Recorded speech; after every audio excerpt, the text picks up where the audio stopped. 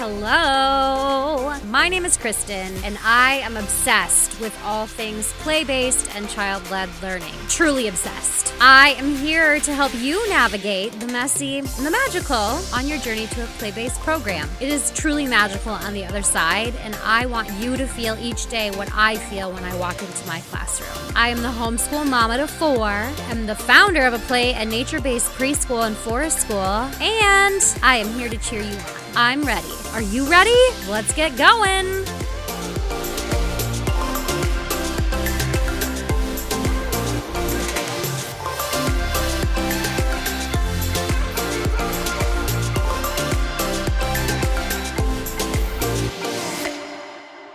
I have Rae Pica here with me today on the Play-Based Learning podcast. And we always have such good conversations. So I'm so excited that you're here, Rae. Thank you for joining me. Thank you for having me. Of course. Okay. One of my favorite things to do is word association. Are you ready for some words? Oh, I'll try to engage the brain cells. Okay. I have 2. So the first word that we're going to, just whatever comes to mind, is playtime. Playtime. Well, gosh, you could do a whole dissertation on that. I know. The thing that comes to mind is the most valuable time for children. Yeah. Yeah. Mm-hmm. I mean, that's it. Oh my gosh. Okay. I mean, that is it. Like, period. End of story. It is the most valuable time. Yeah. Okay. Now talk to me about, here's another one. Productivity. Big sigh. Productivity. Somehow productivity and achievement have come to be linked with even childhood, and it drives me crazy because we don't need children to be productive. We need them to be children. We do. And that means they need playtime. Yes. Yes, because this idea that children have to be productive has taken hold. They don't have the playtime anymore, and it's kind of appalling. It is. Okay, so I travel around and I speak to lots of different programs and I see lots of different programs, and I do see that there are some amazing programs out there that are letting children play and they know the value of play. I think the hardest thing for early childhood educators is getting teaching other people about play and getting them to believe it, because there's this belief that play is the fun after the work has been done. Yeah. So I think that early childhood educators there's kind of a scramble. Like, they don't know what to do. They're stuck because parents are so busy. They don't have the time to read all the things we send out about play-based learning and investigate things on their own to really, really understand what early childhood education and the learning and how the brain works in early childhood. Yeah. Well, and all of life. I mean, all people learn through play all of their life. Yeah. Really. So do you have any resources or any knowledge or anything that you could give to early childhood educators to help them help other people understand about play? Isn't it sad that we have to keep justifying play? Right. Yeah, it's very, very frustrating. So, I mean, my sadness is the reason that I wrote Spark a Revolution in Early Education, speaking up for ourselves and the children, because we do have to speak up. We have to speak up about play, and we have to speak up about a lot of things, just about the importance of early childhood education. Yeah. And letting children be children. I mean, gosh, why should we have to explain how important it is for children to be children? But it seems we do these days, between all the misinformation that parents are getting. And, Yes. bless them, they only want the best for their children, of course. Right. And they're doing their best, but they're getting so much misinformation.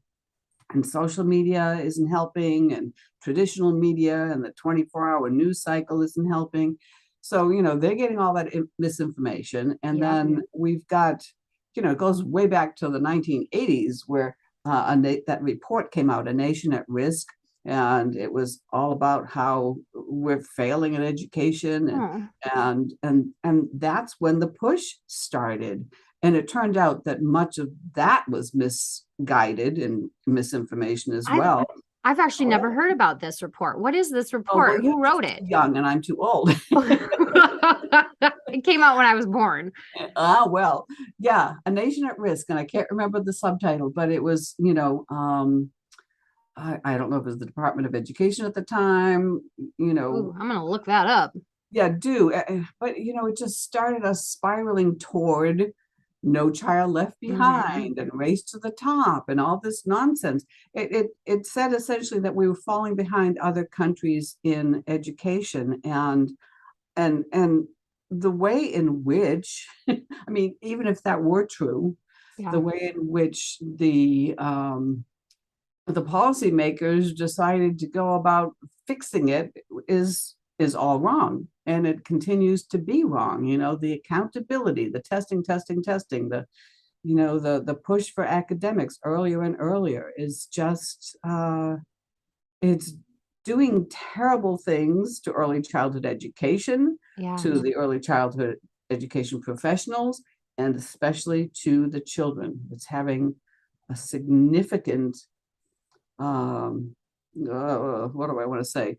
Negative effect on them. We've got depression, we've got anxiety, we've got children who are burnt out in kindergarten, we've got children who love learning and get to school where they were all excited to go, whether that's a child care center or preschool or kindergarten, and then they find out it's not a very fun place to be after all.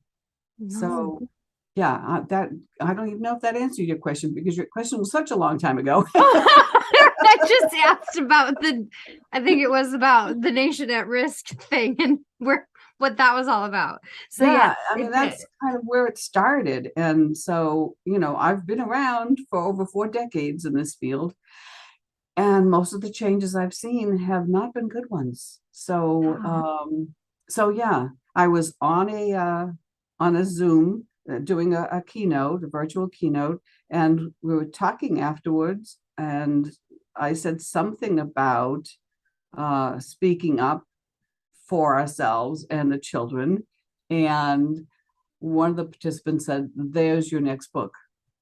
And I got the tingles, and when I get the tingles, I know I have to do something about it. Oh my goodness. Spark a Revolution is the result. And it, like, that person sparked that in you. Yes. Oh my goodness. You never know where an idea is going to come from.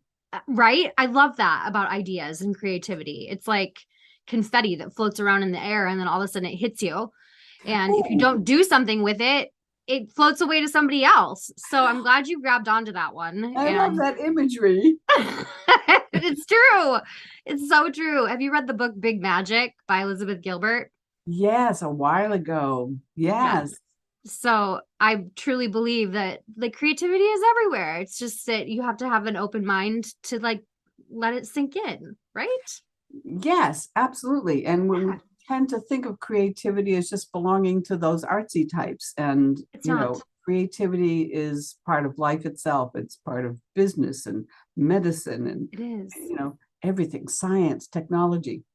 And when I used to do presentations on creativity, I would ask people to throw out some words that described it, for them. And then I would ask them to throw out some words that describe play. And my goodness, wasn't it shocking how I know.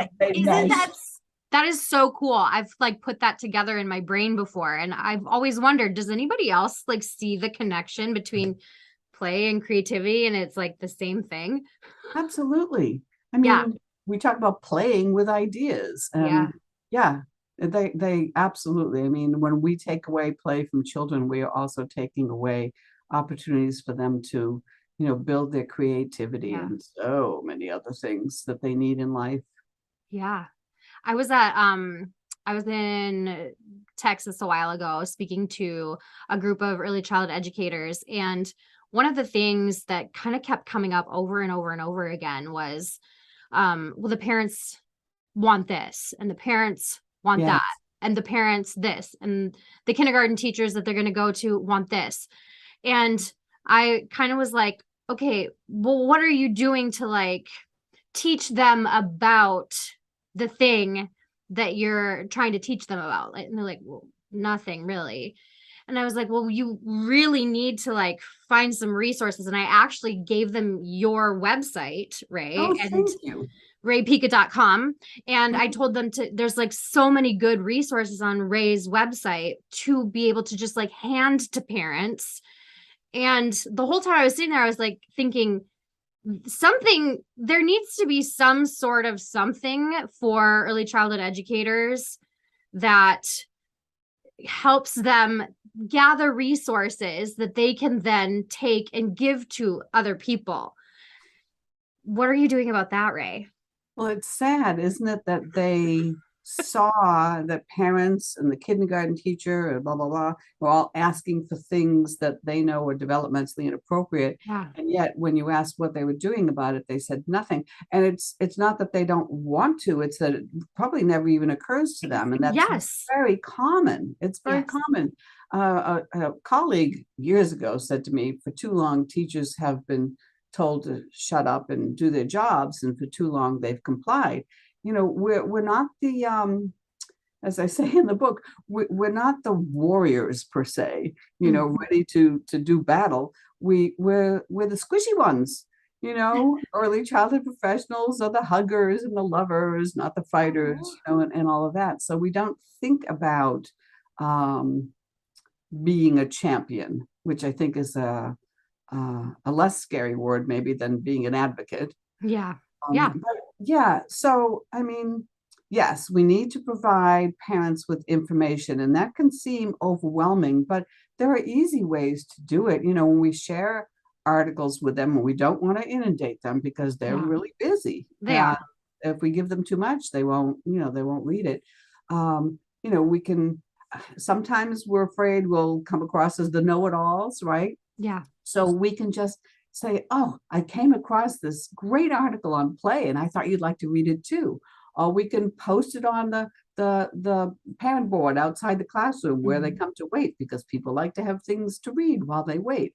Or, nowadays there are all those apps. We can Yes. include it in the weekly email or the monthly newsletter or whatever it is. But it doesn't always have to be articles. It can be, Einstein's quote about play being the highest form of research. I mean, who's going to argue with Einstein? Exactly.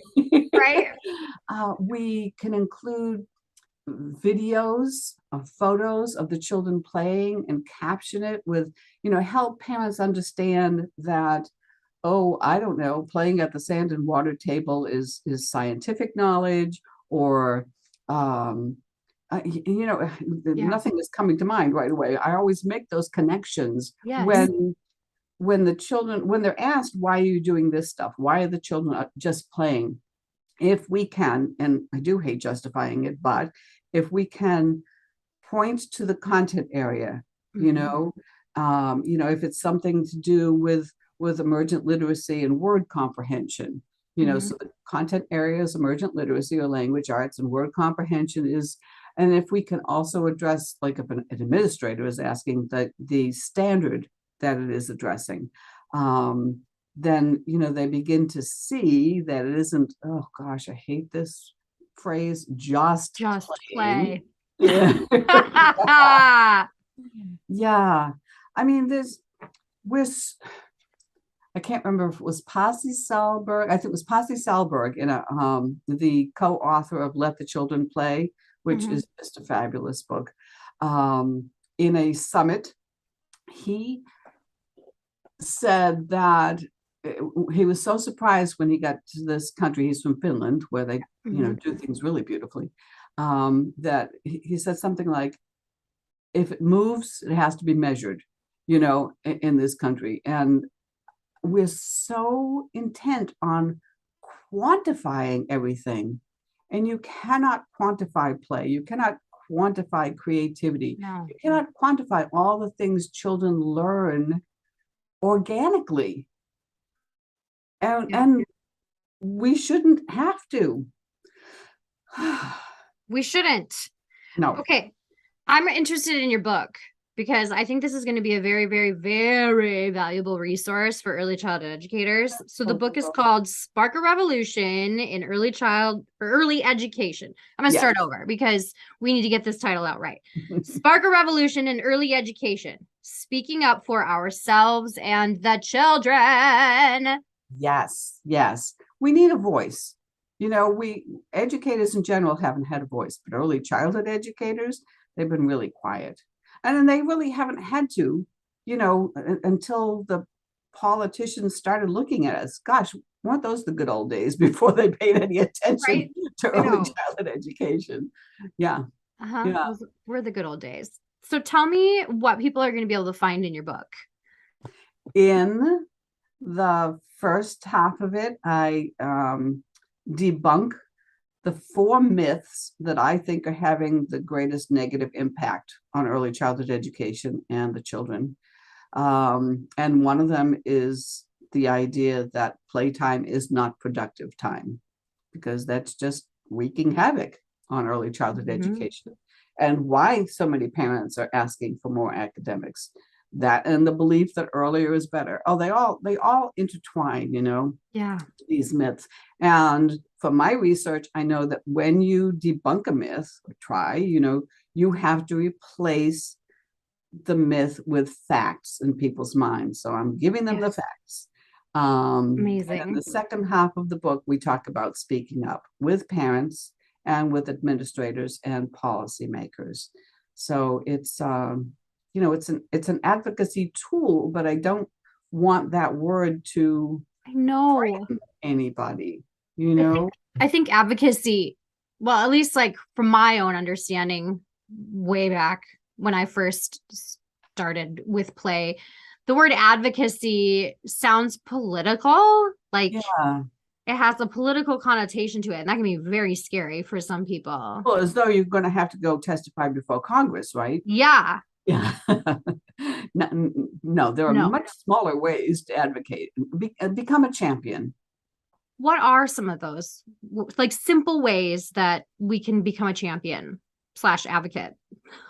Well, I talk about using our words. We tell children to use their words, and I think language, obviously, as a writer, I think language is very important. So we're not just anything. We're not just a preschool teacher. We're not just playing.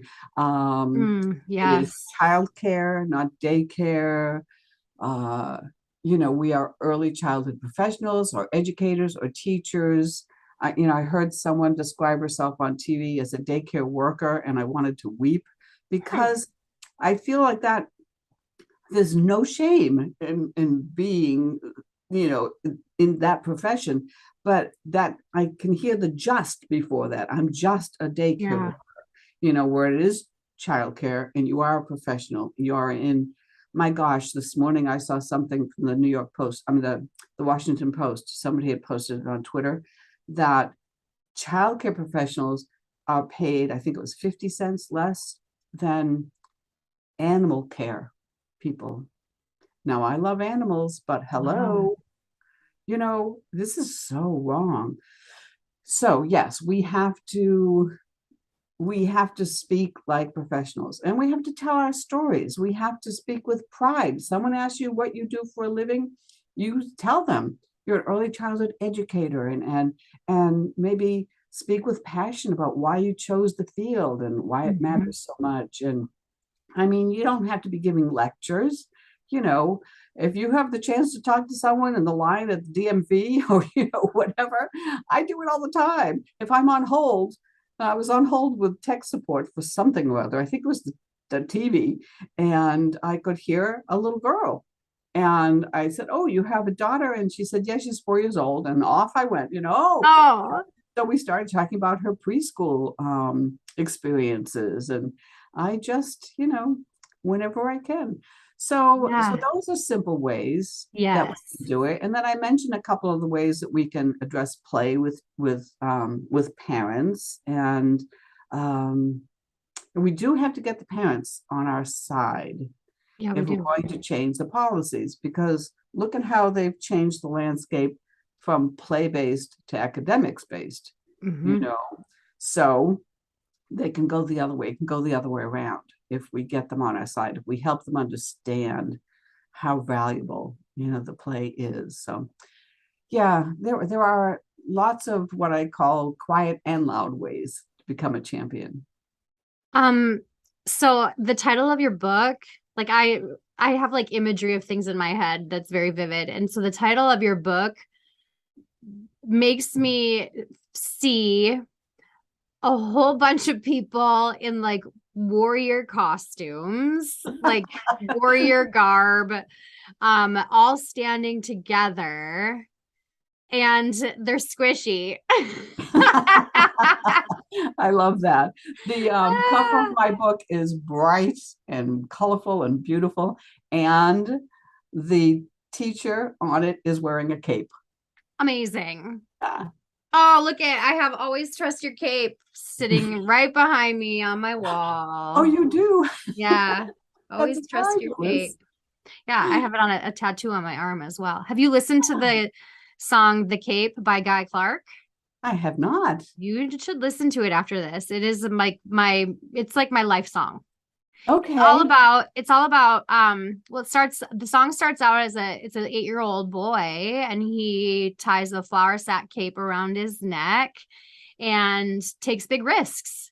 And then like the next verse follows him into early adulthood, and then the last one is him as old and gray, and he's still jumping off the garage and will be till he's dead, is what the Oh, I lyrics have are. goosebumps all over my Yeah. body. It's an amazing song, and I actually use it in a lot of my when I go and speak with people. I actually play the song, and then that's kind of how we end the day, because I want early childhood educators to take risks. And it is risky. It feels risky for early childhood educators to be advocates, because you have Ah, to like be vocal a little bit, and it's really hard. There's a fear, I think, in this day and age of being fighting for something you believe in, because there's so many people who want to fight against it. yeah, push And it back. Hmm. with social media, it's really, really hard. And you almost have to put on that warrior garb in order to like deflect some of that. And you have to like really, sometimes it feels uncomfortable to be an advocate for something that seems like renegade or seems against what society as a whole believes. So it can be Yeah, so scary. So I think heavy. having this book full of ideas and strategies and debunking the myths and um like replacing that with actual facts is going to be so helpful for I early hope childhood so. educators. Gosh, I hope so. I mean, I've been trying to make Yeah. a difference for almost 43 years. I think this is you're gonna spark a revolution. You are. Oh gosh, thank you. Yeah, Okay, now you told me a little bit about this before we started chatting, and I got really excited about it because I think it's so needed. So you told me that you are going to be starting a membership kind of based on this idea of sparking a revolution. Will you tell me more about that? I will. Because I think that, I love the book, if I may say so myself. Well, of course. But there are many books that I love, and you read it and you get excited, and then it's hard to follow up with that. What are you supposed to do with it? So I wanted to do a membership program that is called Spark a Revolution, a League of Champions, Ooh. so that people won't feel alone. So because there is strength in numbers, Yeah. and because we need to support one another. And everyone who joins will get a free digital copy of the book. And Wow. there'll be monthly webinars for a year, and that expand on the content in the book with suggested action steps, because a lot of people say, okay, so now what? Yeah. So I offer some now what's, and Love that. yeah, there'll be a Facebook page dedicated to it so that we can discuss and ask questions and answer them. And it's just taking that step beyond the book.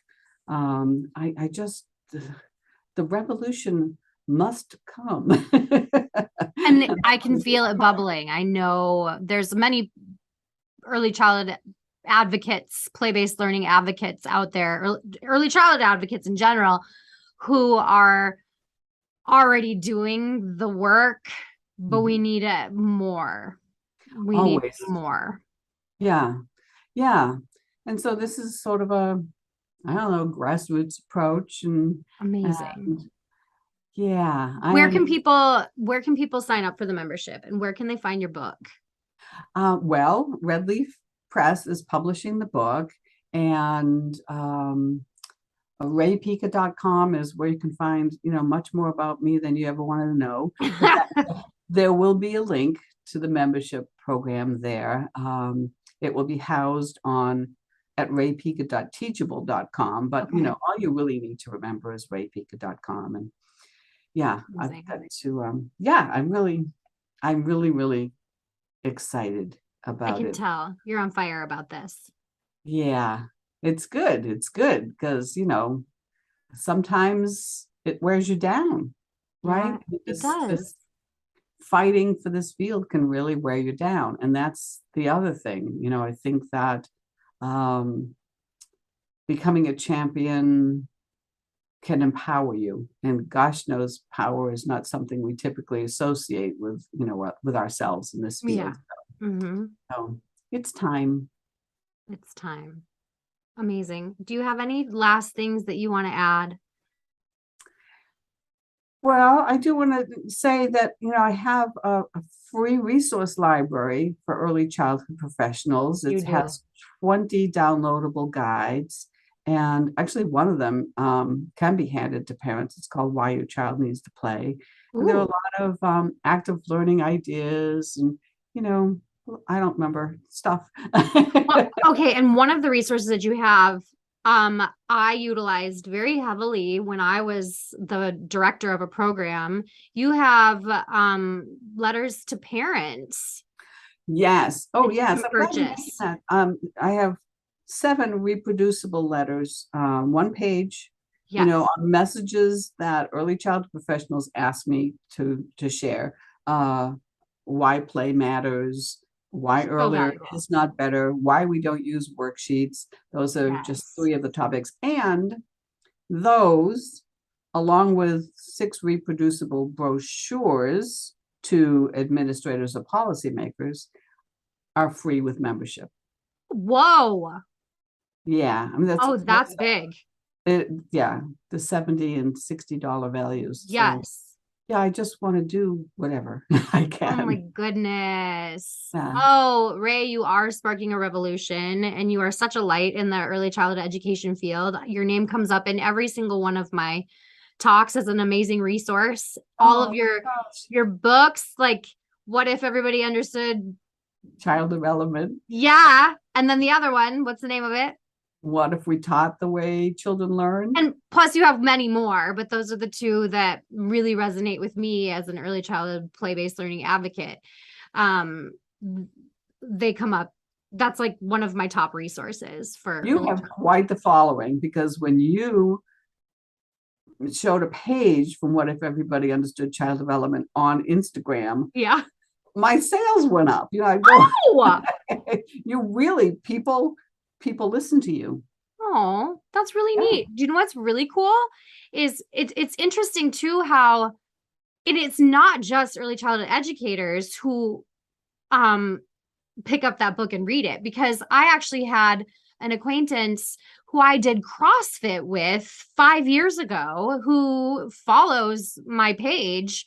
she saw it. She's a mom of young kids and she bought it. And then she tagged me in it and said, oh my gosh, like I can't stop reading this. Really? Yes. So Well, I had a sense that there were parents reading it, but wow.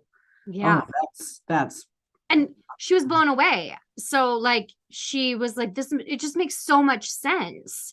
And it's like sometimes it just takes, you can hear things over and over again, but sometimes it just takes somebody like really saying like, here's the myth, here's the facts to back it up, and here's what to do about it. And that's what you do. You're so good at that. And so it really helps. It helps people to then say, yeah, that makes so much sense, and to settle in and just sit with hear it. it too, though. You know, you have to be in that place where you're ready to hear it. I mean, because I've heard things over and over and over again before something finally clicked, you know, and I thought, oh yeah.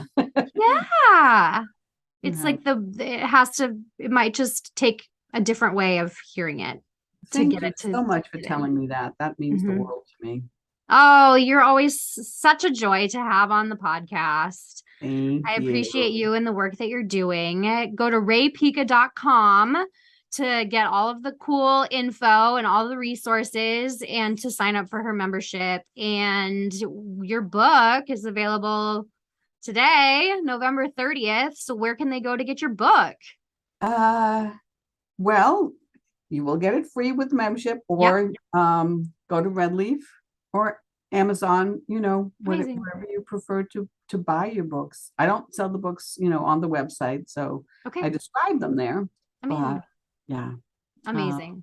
All right. Thank you. Thank you, Rae. You take care, and we'll have you on again. I'm sure you're going to write more books, so we'll have you on again.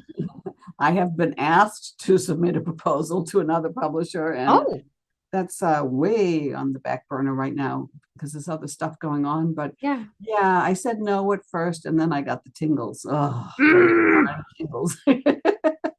Well, I want to be the first to know when the next set of tingles hits because I always love what you put out. So thanks, Kristen. It's so much fun to talk to you. Yeah, you take care. You too. Hey, I need you to do me a huge, huge, huge, huge favor. If you liked listening and you want to be able to hear more, can you please go onto iTunes and leave me a 5-star review? I would so appreciate it. And then connect with me on Instagram. It's learning.wild. We'll see you around.